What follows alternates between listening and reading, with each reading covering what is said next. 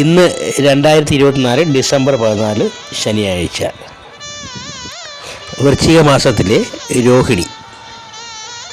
അടുത്ത ദിവസം മകര നക്ഷത്രവും പൗർണമിയുമാണ്. ഇന്ന് ഗുരുവായൂരിൽ തിരക്ക് കൂടുതലാണ്. ഭക്തർക്ക് വേണ്ടി ഗുരുവായൂരിൽ ഏർപ്പെടുത്തിയിരിക്കുന്ന പുതിയ ക്രമീകരണങ്ങൾ എന്തൊക്കെയാണെന്ന് നോക്കാം. ക്യൂ കോംപ്ലക്സിൽ ഇരിക്കാൻ ബെഞ്ചും കുടിക്കാൻ ചൂടുവെള്ളവും. 4-5 മണിക്കൂർ ഭഗവാനെ കാണാൻ കാത്തു നിൽക്കേണ്ടി വരുന്നവർക്ക് ഇതൊരു അനുഗ്രഹമാണ്.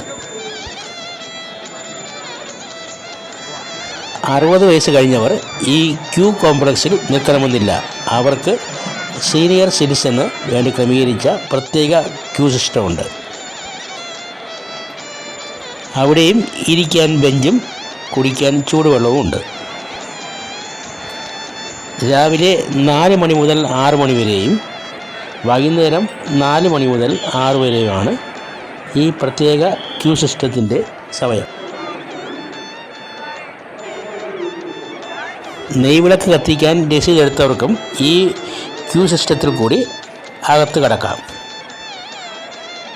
മുതിർന്ന പൗരന്മാർക്ക് ചുറ്റമ്പലത്തിലെ ക്യൂവിൽ നിൽക്കേണ്ട കാര്യമില്ല. അവർക്ക് ക്ഷേത്രത്തിനുള്ളിലേക്ക് നേരിട്ട് കടക്കാം. ഈ സമയത്ത് ചുറ്റമ്പലത്തിലെ ഇരുവശത്തുമുള്ള ക്യൂവിൽ നിൽക്കുന്ന മറ്റുള്ളവർക്ക് ദർശനം അനുവദിക്കത്തില്ല.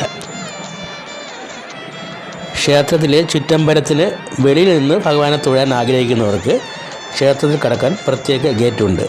അകത്ത് തിരക്ക് ഒഴിയുന്നതനുസരിച്ച് ഭക്തർക്ക് ഈ ഗേറ്റിൽ കൂടി അകത്ത് കടക്കുകയും വെളിയിൽ നിന്ന് ഭഗവാനെ തൊഴുകയും ചെയ്യാം.